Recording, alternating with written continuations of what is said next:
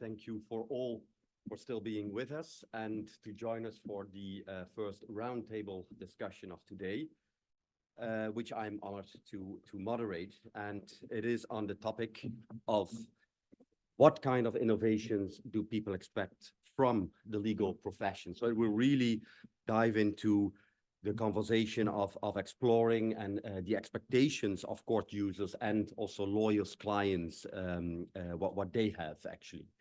And we have discussed about the rise of technology, about new societal needs that are also changing and shifting. And people seem to be more and more expecting public services to be more transparent, more accessible, and efficient as well. And so we will examine in this conversation here on what we see as innovations that are necessary, that are expected, and how we as the legal professions can become more user-centered. Questions like what practical changes do people really want to see from lawyers and from courts?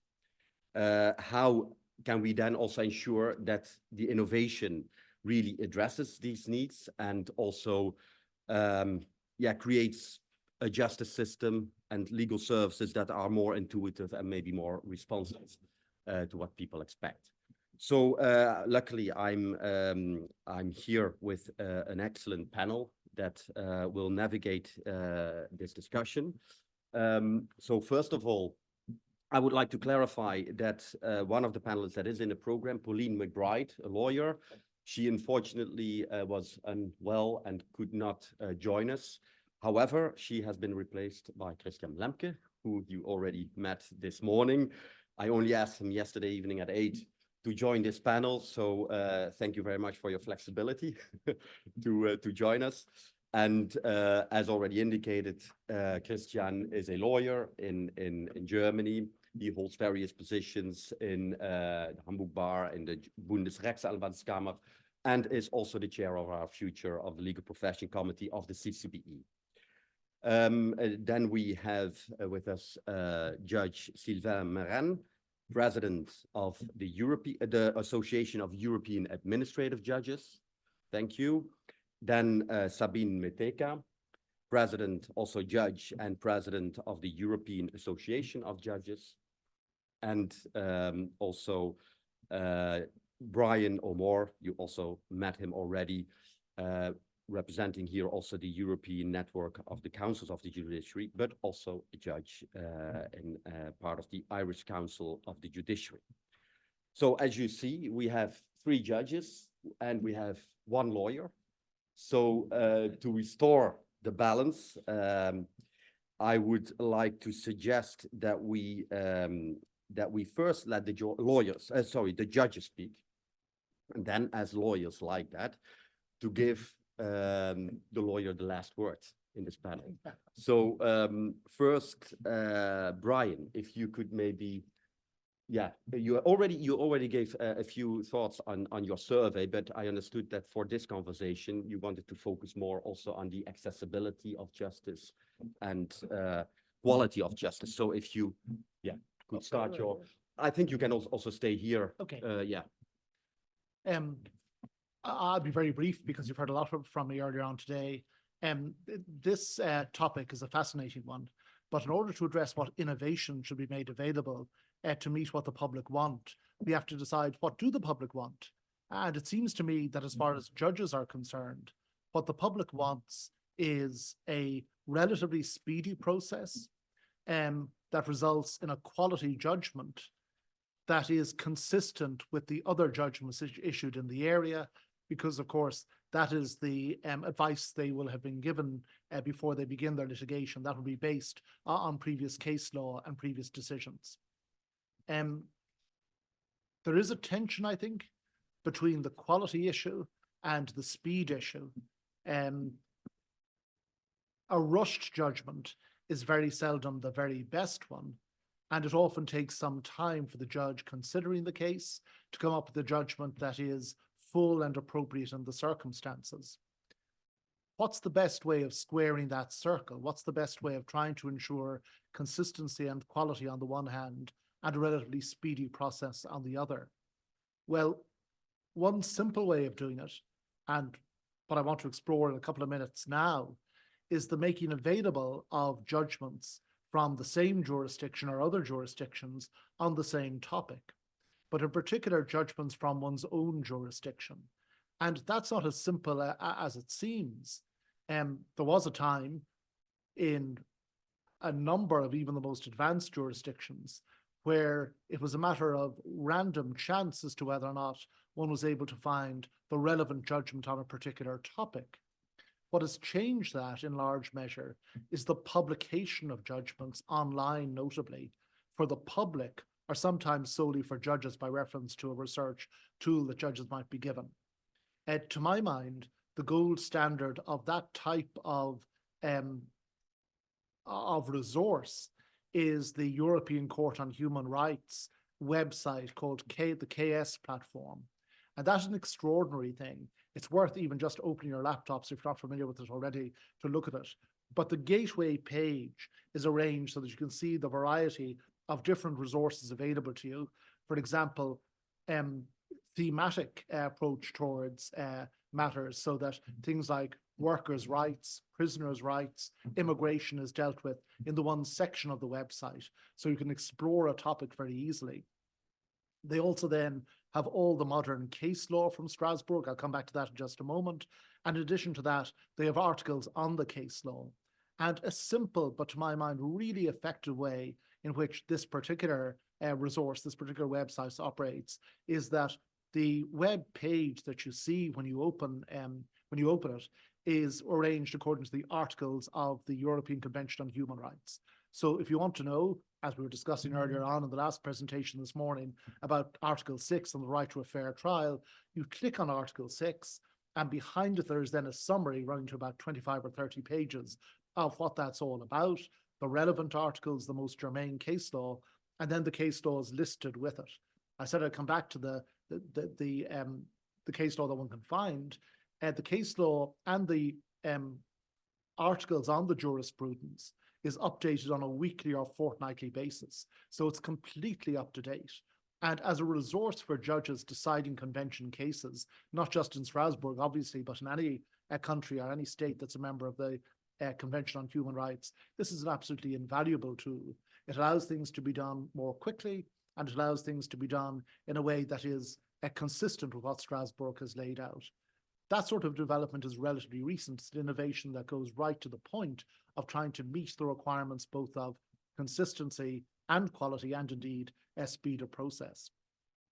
In addition, in respect to some of the national jurisdictions, Lithuania comes to mind, there is a similar process where you can get up-to-date case law posted online.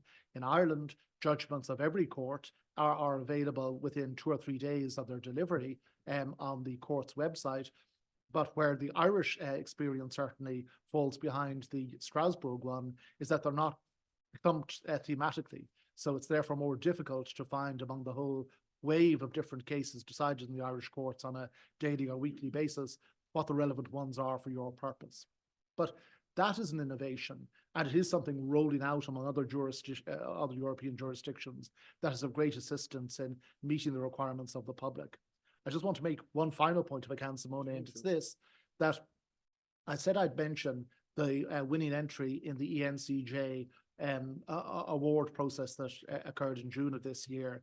That's the Spanish entry. And again, it's worth looking at, because the Spanish entry actually provides a system of the rewording of judgments, so that persons with disabilities, if they're involved in the case, are in a position to understand the decision in their own case rather than have it explained to them.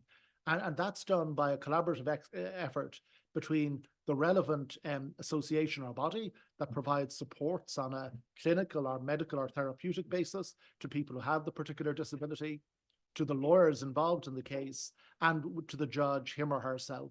So again, there's no point in having judgments delivered in cases involving people with disabilities or people with some sort of difficulty in understanding complex legal language without them themselves being able to comprehend it. And that is a really effective innovation on the part of the Spanish judiciary, which I think bears commendation. Thank you very much. And in regard to the last example that you gave, is that also with use of AI? Because, and this is one of the things I also heard earlier this week about courts possibly using also AI to indeed summarize judgments or even summarize information they get from the lawyers. Is that something you would? No, at the moment, I don't think artificial intelligence is used to recalibrate the judgments. But I can see a time in the future when, in fact, that might happen. Mhm. But the important thing about the process is that at the end of the process, when the judgment is being reworded, two things then take place. Firstly, there's a statement having possibly endorsed on the revised judgment that this is not in replacement of or indeed diluting the actual judgment of the court. So in order to understand the nuances, one may well have to go back to the original judgment. The second point, which again speaks to your AI issue, is that the judge who gave the judgment in the first place must approve the rewording. So to go back to the conversation we've had now half a dozen times today, this shows the human control by the individual judge of the process as opposed to letting AI control it. Okay. Thank you. So then Sabine, if you could maybe give your view on this matter, please. Yes, thank you very much. When you ask me what are expectations of the parties, of the citizens, I would say it's a more user-centered approach that they expect from the courts, and they expect the courts to be, let's say, part of the modern world, especially when it comes to IT solutions and applications. So it starts with communication with the courts that has completely changed over the years because people don't want to drive to the court, to file a case or to get an answer for make an application, have their questions answered, pick up the phone. They want to do it online. I mean, that's common for everything you do. You can do everything online. So if you go to the court, you also want to do it online, of course. So the courts have had to adapt to provide such access to justice by online portals, by e-filing, not only for the lawyers, but also for the parties that represent themselves. So they don't have a lawyer. So make it easy for them to provide templates, forms online that they can use. So make it easier for them to file their case themselves. In Austria, for example, I come from Austria, we also have a kind of a chatbot solution. There is an online portal for Austrian Judiciary, and there is a chatbot where simple questions can be answered. The most basic information, the most common questions can be answered via that chatbot. So they don't have to call somebody and ask very simple questions. What is the right court where I can file my case, things like that. Mm-hmm. And so it makes it easier for people to access the courts and to communicate with the courts. And then, of course, this goes on during the handling of the case. So now that we have digital files, it's possible to provide online access to your case. You can track your case anytime. You don't have to call the court and say, look, what's going on? When is the next hearing? Where is the case filing right now? So you can go to your computer and see what's going on right now with my case. And also online hearings. There is a huge request from many people for online hearings because they don't want to travel. And it's in favor of the courts and of the parties, so somehow. Not in all cases, I have to admit, but many. And again, publishing transparency is a big issue. So publishing court decisions, and it's only now possible because now we have the AI solutions for anonymizing these cases, because it was a huge duty and it took up a lot of time to anonymize the decisions of the courts. It was not possible, just not possible for the courts to publish them all. And now it is. So that's people expect that they are published, not only lawyers, but also the citizens.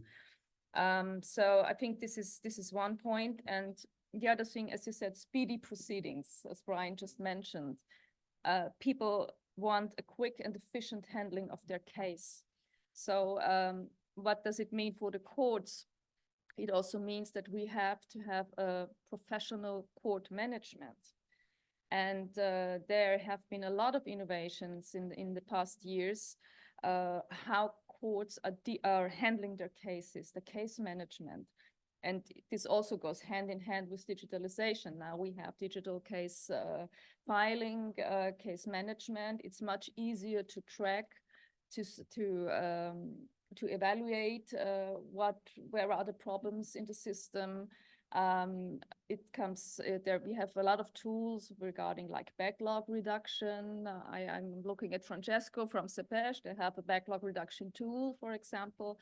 So there is a huge need also for the courts, not only for themselves, but also for the citizens, because they expect us to deal with these backlogs and to deal with the cases in a timely manner. And now that we have all these IT solutions, the digitalization, and also AI tools that help us with that, to analyze the data that we have, to have all these statistics we can work with, it helps us to manage the cases in a more effective way and more efficient way. And this also has an effect, of course, on the workload of judges, because we can better distribute cases among judges with the help of all these tools. And that also helps with timely proceedings. And also, we have a lot of tools helping us in administrative tasks. So we have a problem with human resources, not only when it comes to judges, but also with court staff. So all this new innovation when it comes to use of IT solutions and AI in administration at the courts is very helpful, and is then not only beneficial, of course, for the judges and for the courts, but especially for the citizens.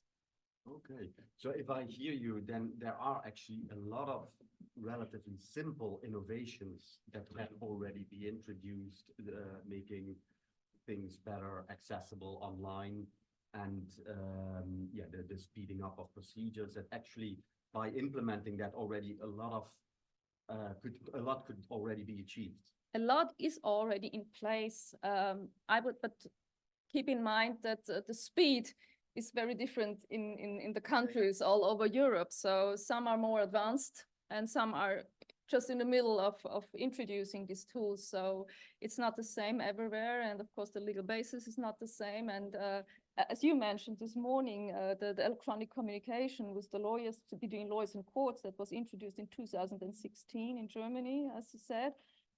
We have that side since 1990.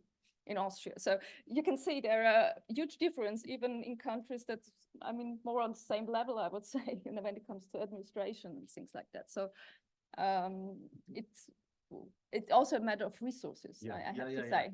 And if you think of the more advanced technological developments that are coming with AI, you mentioned chatbots, which are already used, but in a rather simple way, just to direct people to the right port and so on. But of course, these could become much more advanced, and then you enter into this issue like a chatbot almost giving legal advice and that sort of thing, and also assisting judges with certain deliberations on their decisions. Have you considered these kind of things, where the limits are, and how you will handle those developments? I mean, it already happens. There is, for example, in Canada, there is a online civil resolution tribunal mainly for small claims. It's completely automatized, so it's just a computer doing it, but the parties can appeal to the court. So it's not the judge in the first place that is deciding, but it's IT, AI, but you can appeal. So and it's for certain specific it's for some specific cases, yes, it's limited, of course. But it's in place already for a couple of years, I've learned. And there are also other solutions, I think, like not only researching and searching through cases, but also like proposing draft decisions, to judges. I mean, these solutions already exist and they are used to a certain extent. We've learned of solutions in Kazakhstan that are used for a limited type of cases where there is no evidence. So it's just the decision is only based on the law. And also in other jurisdictions, like in Taiwan, they use it for, very similar, mass cases, where the cases, the subject is quite similar all the time and the decisions are more or less the same. But at the end, there is always the judge, of course, that then has to work with this, what was provided by AI and then work with this. It's a tool. Yeah. But it's already in place. It's already existing. Yeah. Okay, thank you very much. So then we would like to give the floor to Sylvain, and I understood you would also like to speak about why.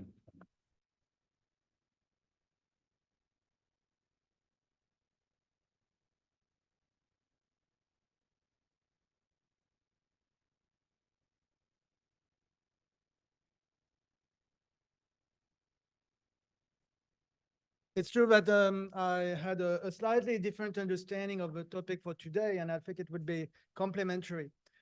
Maybe to begin with, we could ask, but you are the president of the Association of European Administrative Judges, and therefore, as administrative judges, why would you have a point of view on innovation?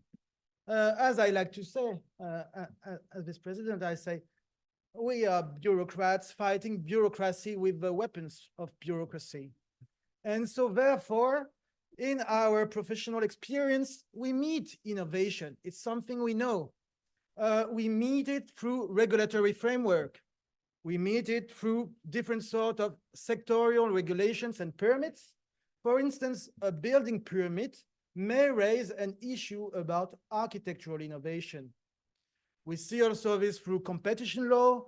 We see this through subsidies. We see it through tax law. For instance, the French tax credit for R&D is the main tax expense of the French budget, up to 7 billion euros. So behind innovation, there is a bureaucracy of innovation, and therefore there are administrative judges.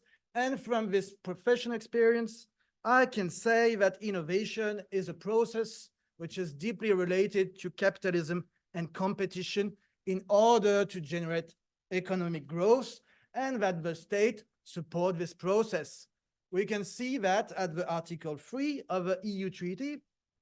The Union work for the sustainable development of Europe based on balanced economic growth and price stability, a highly competitive social market economy aiming at full employment and social progress. It shall promote scientific and technological advance. But it's the paragraph on the single market. So from this perspective, what would people expect? People would be economic players, businessmen. And what would they expect from courts? They would expect everything but innovation. They would like legal certainty. They would like legal security in order to do business, in order for them to innovate. They need a stable legal environment.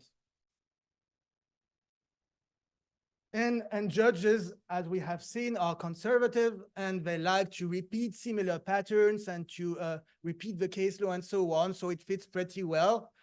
I'm sure you will say, but the law needs to evolve in time according to social change. We have a doctrine of European Convention as a living instrument, for instance, and it's true. But from the perspective of these players, it needs to be an anticipated change as much as possible. We need to be able to anticipate what courts or public authorities will do. At this point of the presentation, I will come to innovation in the public sector, and maybe you will expect that the public sector, I will say that the public sector is traditionalist, is dual, does not innovate, and so on. But that's the contrary. The public sector is very innovative, and maybe more innovative than the private sector. Why? What are the drives for innovation? If it's not market-driven, what are the drives for innovation? First, there is emulation between states and maybe rivalry. And one of the biggest sectors for innovation in the public sector is military and defense. And states have been inventing new weapons since the dawn of times.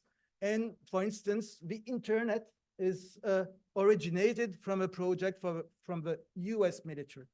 So that's not a small thing. Also, because innovation helps the public sector to fulfill its main goals. For instance, public health and hospitals, they will tend naturally to find new solutions to heal people, because that's their job. Maybe we know teachers, and they are innovative in their training, in their work to teach. There is the emulation of the private sector, so that's quite simple to understand. If there is something going on in the private sector, maybe it could be transposed into the public sector. Unfortunately, or fortunately, I don't know, there are no courts in the private sector, so we have to invent everything by ourselves. And the last drive in the public sector, and it's not the least, it's innovation is something new, and doing something new is good. It means I'm modern. It means I'm a leader. It means we are completely different from the other party, the guys we criticized during 5 years before we came to power. Innovation by itself. As administrative judges, we are in charge of regulating what's acceptable or unacceptable as innovations. For instance, may the police use drones to overwatch public demonstrations? It's an innovation, it's a public innovation. Is it legally possible? Is it something we should accept, that we should welcome or reject? In the end, you have a gatekeeper on public innovation, and it's us. From this perspective, concerning the innovation in the public sector and justice as a part of the public sector, what would people expect?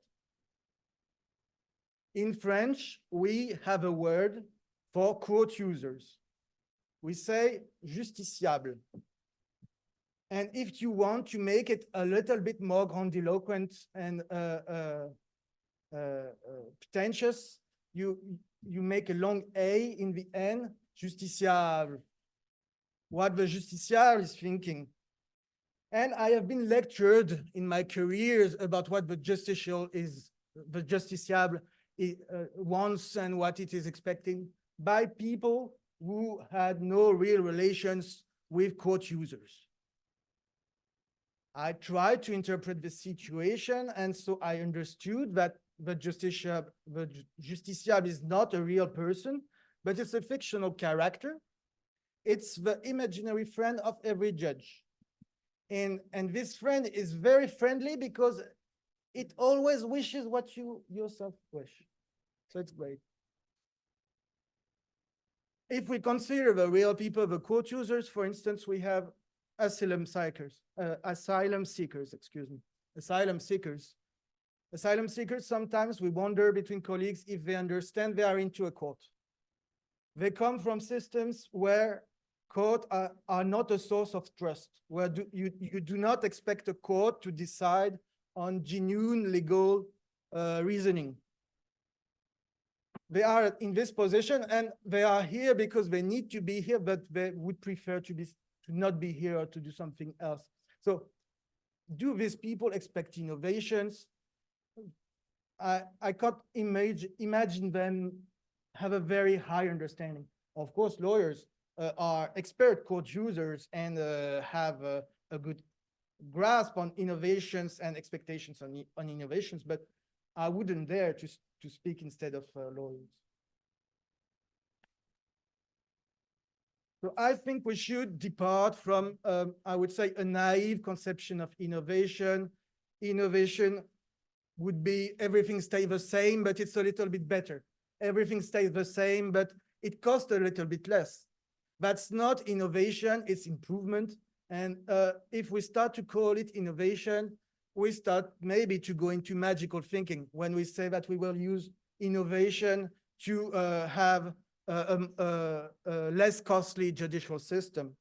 So what is really singular to innovation is that it is disruptive. It is disruptive for the legal framework. Often innovation comes in a gray zone. It's also disruptive for the labor market. And when we speak, very interesting, and that was my idea of cases decided in first instance by AI, I would say maybe we can decide tomorrow that to fire 80% of the judges and we keep just appellate judges. Of course, I'm happy because I'm an appellate judges, so I will survive. But it's totally possible to launch a project on it right now. And I see that you are smiling or reluctant and so on. And that proves that the question is not whether it's technically possible, but whether it's socially and legally acceptable. And so therefore, we would need to change people's expectations to implement innovation and not the other way. In this situation, what we need first is proper resources, because as I said, innovation is not a source of saving, it's a source of costs, of new projects, new burdens. We need highly skilled professionals, well-trained judges in a knowledge society, and we need judges involved into the decision-making process. This morning, I've heard that judges should be on the driver's seat, and I fully agree with this. So that's also with that I would conclude my intervention. Thank you. Thank you. Thank you very much for giving this much broader and also a little bit philosophical context of innovation and how it impacts on the legal profession.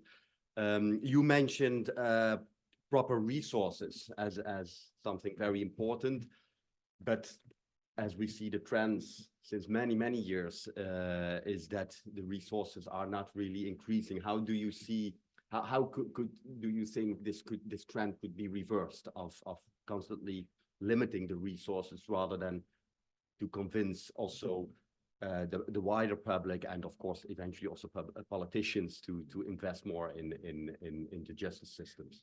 It's a difficult question, but it's a question we often encounter, and I guess it's the same for Sabine when we go to meet colleagues from different countries explaining the issues.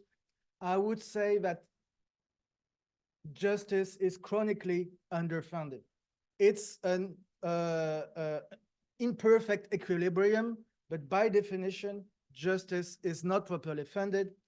First, because judges are independent, and so they are not within the executive, they do not answer to the executive, so the executive most of the time does not have anything against judges, but do not consider judges to be part of their teams. So they will not grant money, and judicial independence is increasing in Europe. So this situation is getting always, this issue will get always greater. What we should consider is either there are constitutional rules on funding, on the remuneration of judges. That's an issue. Either we invent some tricks that we sell to politicians, and we say, look, we have this new AI machine and it costs this and that, and give us the budget. And also we have, what I think very interesting is that now we have the Council of Europe, the EU Commission, and for states at the national level, justice is never a priority, and especially administrative justice. It could be the case for criminal justice because you can say we are tough on crime and we will send people to jail and you will feel better after that. But with administrative justice, politicians will never say we will augment the control on our own powers. They won't say that. So but for the EU Commission and the Council of Europe, justice is at the core of the project. It's a construction based on law, and therefore the judges are not at the fringe, they are central. I expect from this institution to encourage member states to allocate proper fundings to judicial systems, and that's a way to, I would say, rebalance the imperfect equilibrium. So for instance, the CCBE statistics by themselves have an effect on the distribution of budgets to justice systems in Europe, and there are other examples as well.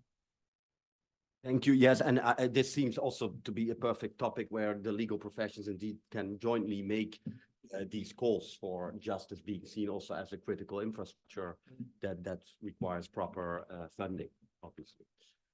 Christian, having heard all of this, What do you think? I can only subscribe what I just heard. Particularly the fact that clients expect speedy processes, consistent judgments, qualified judgments, and clients tend to try to avoid risks. And so let me give you a little bit of a German perspective. In Germany, we have a drop of civil cases of, I think, at least 30% over the last years. So clients and lawyers are really fed up. They don't want to go to court anymore because it takes too long. You can't calculate the outcome of the proceedings, and you can't calculate the costs. And so you try to do everything you can in order to avoid a court case. On the other hand, we see still an increase in the number of scalable cases, like the diesel cases, like damage claims for, it's now the new wave, for data breaches. We have these thousands of cases on flood compensation claims. And even in these cases, consumers and clients don't want to take a risk. So that explains the success of the legal tech companies who just buy these claims. Then the consumer, the client, just gets 30% less than he's entitled to. But so what? They don't care. They get some money, at least some money, and that very fast, immediately, and they get rid of the problem. And for the legal tech companies, it's easy because they have a scalable business. They feed the computer with all these cases, and then they send these tons of cases to the court, and then the judges are the ones who have the problem because they have these files. And to be honest, who wants to be a judge at the Regional Court of Frankfurt dealing every day with hundreds of flight compensation claim cases? It's absolutely no fun. Beside the fact that I think that the European legislator made a big mistake with the directive on these flight compensation claims, because they didn't think about the question, how can the individual enforce its claim if you want to have this compensation claim system? There might be other ways, and in my opinion, you should force these the airlines to pay the money without a case, and if they don't do it, you have to fine them because they have the technical means. They could easily set up platforms where you just type in your data and then they have to send you the money, and that's it. So this entire system doesn't really work. But since we have these cases, I think we shouldn't be too afraid of what some call robo-judge. I mean, you said it this morning, court decisions need to be human. I don't think so. That there are certain cases that might well be decided by an AI machine. If it's only about money, if the facts are not a dispute, why not? We have a regulation, an article in the data protection regulation, in the GDPR, Article 22, which deals with automated decisions. And it basically says, as long as a decision is contestable and will then be, if you appeal against it, then reviewed by a real human, it's okay. So the first instance, lower cases could well be decided by a machine if they are suitable for this kind of mechanism, like flight compensation claims. And then consumers would also be able to file these claims by themselves. They wouldn't lose 30% in success fees for these legal tech providers. And it would, for them, even be faster, quicker, cheaper. So that still needs some rethinking of what we think about justice systems, where we always say you need a human judge. You don't need a human judge if you deal with flight compensation claims. Then, yeah, that's basically that's it. You had one point that's true indeed. funding. Funding is a real problem. We have to finance innovation in the court system. But as you know, what day is today? November 8th, 2 days ago, we had a certain election in the US. Now the EU is forced to be prepared to be more independent. And that means that now countries will spend more money in the military. And we have some health systems that needs funding, which is at least as important as the justice system. We have many areas where funding is necessary. And if you talk to finance ministers, the justice part is always somewhere down there. So we can't be that positive that countries will spend more money into the legal system. I don't think so. So what we will probably see is that we will have more disputes settled out outside the justice system. What we already have is look at these platforms, PayPal, Amazon, and whatever we have. They just calculate there's a certain amount of disputes. You just calculate it in your in the pricing, and this will be settled by settlement proposals. If somebody complains, he receives a bonus or a coupon or whatever, and the dispute is settled very fast because people can't deny it. It's enough. You satisfy their expectations, and then they don't go to court. They don't need a lawyer. They don't need a judge. And I think we will see more and more of these systems. That means the number of cases before court will even go further down. And to be honest, is it that bad if we have less lawyers and less judges, if everybody's satisfied? I mean, but on the other hand, we still have cases where people really want to be heard, and their online hearings won't help. They need somebody who's really sitting on the bench, dealing with their problems, dealing with their cases, and awarding a fair and just and still speedy judgment, or settle the case, mediated, whatever. So we shouldn't forget that. That's also important. So we need a stable justice system, but we need to make sure that not everything ends up before court, like, as I said, flight compensation claims. And there's another area of improvement. You said, you mentioned these cases with the Court of Human Rights, where the cases are online.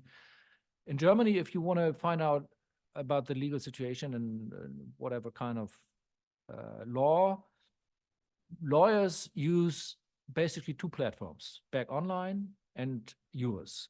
So all these judgments are behind a paywall. You have to pay for it. That's not really good. It's good for these companies, but basically at least in Germany, we need to increase the number of judgments that are published. Problem is that they need to be anonymized before. There are certain AI solutions for anonymizing judgments. Problem is that it's not sufficient if you just replace company addresses, names, and so on, because from the circumstances of the case, you will still be able to find out who's concerned by that case, who was a party to that case. And you might be able actually to find out who was a judge on that case, and then you can do judges' ratings. We had this in France, I think, where they prohibited that. That's a problem too. But anyway, we need more judgments published. We need to be able to find out about the legal situation without paying all the time to these LexisNexis, Back Online, yours, whatever. They will still survive. I'm sure about that. And there's a lot of room for innovation, but what we can't hope for is that states will spend a significant amount of money for the legal system, for the justice system, which exceeds what they spend at the moment. Thank you very much for giving that counter perspective from the lawyer side. Yes, Sabine, you wanted to respond to one of the arguments. Yes, I mean, I do agree with Sylvain that the judicial sector is chronically underbudgeted.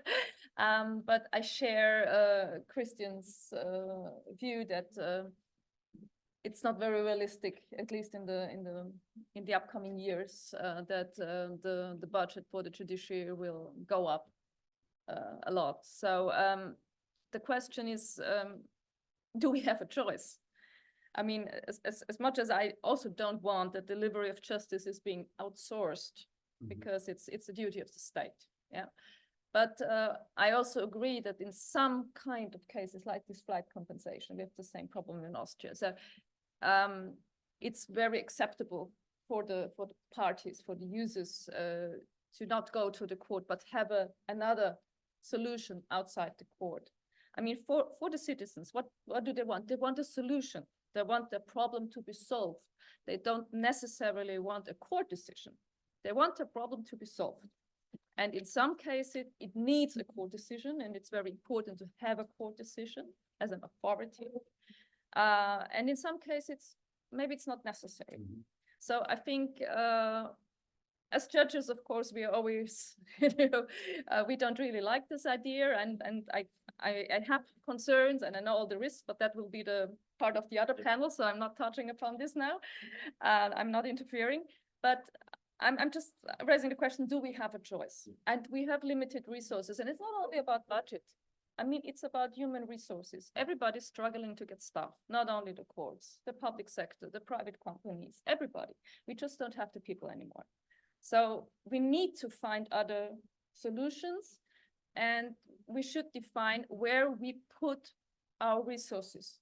What are really important cases? What are the cases where we really need to concentrate, like you mentioned, like a family case?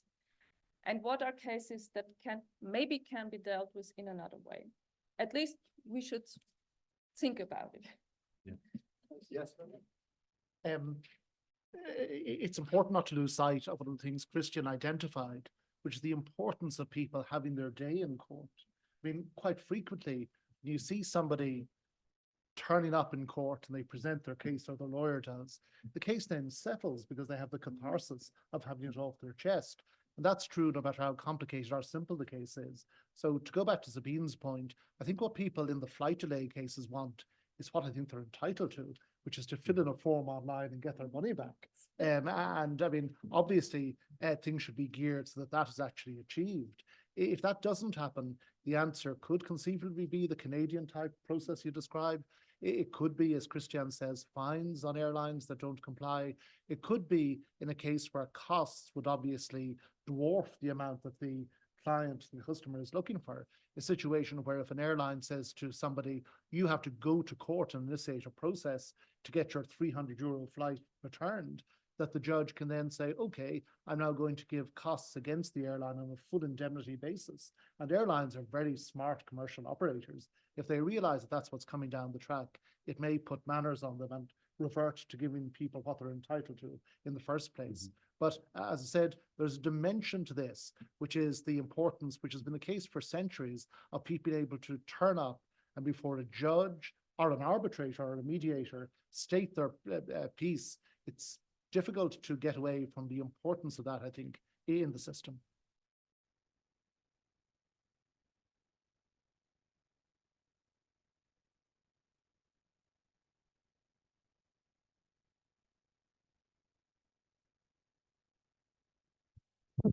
Are there maybe some questions from this audience or the online audience?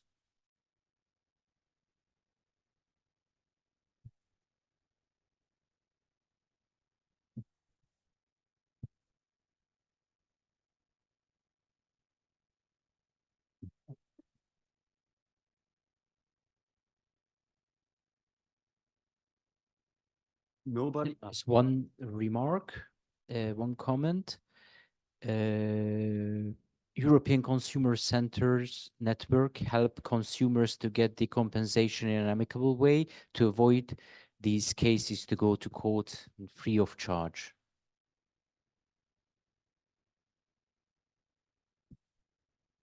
So that's the only comment. Yeah, I think indeed that was also Brian's point that those kind of processes make sense to to automate. What I was wondering also, if there are no other questions, is that technology actually helps us with a lot of tasks and also with quite some over time. We have to see how it develops, but as it looks also with legal research, with case law analysis, which is also part of the substantive task from a judge, but also from lawyers. And if those tasks are facilitated, it means that there is more time for other things. And maybe to then also, instead of sending you more cases or give lawyers more cases, maybe to also create more space to delve more deeply into the arguments that are presented. So basically, it could also help us, isn't it, to spend more time on other elements? Or how do you see this? Do you see that technology could actually also contribute to you doing other things? Or do you think it will only, basically lead you to a rat race that you have to do then more and more cases, basically, rather than being able to do other things more deeply? So the great thing is that despite the fact it may seem counterintuitive, there is a limited amount of cases out there. And clearly, if you can get cases decided more quickly by using technology, then you can apply your mind to other things, such as research, such as judicial training, something we haven't touched on at all today, which is a growing innovation around Europe. And I mean, if you think about cases, certainly in common law jurisdictions, but not just those, which are a trial for, say, 12 or 16 days of evidence, often about complicated building cases or something like that, being able to search through the transcript to pick up references is a simple use of technology. It's absolutely ethically sound, and in a way it would be irresponsible not to do it. So of course, that sort of use of technology is absolutely critical. Kirsten, do you also see that for lawyers that you believe that with the use of these technologies that you have more time to spend on things which you would not be able to do before? Yeah, sure. At the moment, the technology. Sure. At the moment, sometimes technology leads to the opposite, because if you call it technology enabled us to copy and paste. So we have these cases where you think, my God, this lawyer, he writes the same things over 150 pages, and then he comes again with the same. And it's, even for lawyers, it's annoying how much lawyers sometimes write. So then you have to fight technology with technology, and maybe indeed need an AI to summarize what he wrote. The problem is that you might then miss something, because in the last submission, he wrote one sentence that is really important, and the AI doesn't notice that. So you have to read all this stuff. So that makes it a bit difficult, not only for judges, also for lawyers. But I mean, would it not be then the opportunity to bring a more personalized service, both as a lawyer, but maybe also as a judge, to be able to spend more time then to hear the parties, to really look into their arguments, and to have this more closer interaction then, and then it would actually counterbalance also the digitalization, that it would actually also trigger a more social interactive justice. I would say some of these tools, like these search engines and then searching your case and the documents, we could not survive without it. Everybody's using them because it's really necessary to deal with your workload and to deal with these cases. I mean, the judges are facing an enormous workload almost everywhere, in every country I know. So having a little bit more time would give them the time to say, I could spend the time that I really think the case needs, and not the time that I have We also have to face that even within the judiciary, we have problems like burnout and sick leave because of this workload. I mean, it's the reality. So we also have to deal with this as a judicial system. And so everything that helps us to deal with this workload and to make it easier and to concentrate on the core work that we have to do will help us in any way. So it does not necessarily free, resources for really other things, but it just makes the working conditions better in the first place. And maybe it enhances also the quality, because I can spend really the time, I can take the time I need for a good, to make a good decision. So these tools are really necessary right now, and that's why they are already in place and widely used. So yes, we need it. All right, still no questions on the floor here? Online, no? Then I don't know if there are any final remarks you wish to make. I hope to get my flight.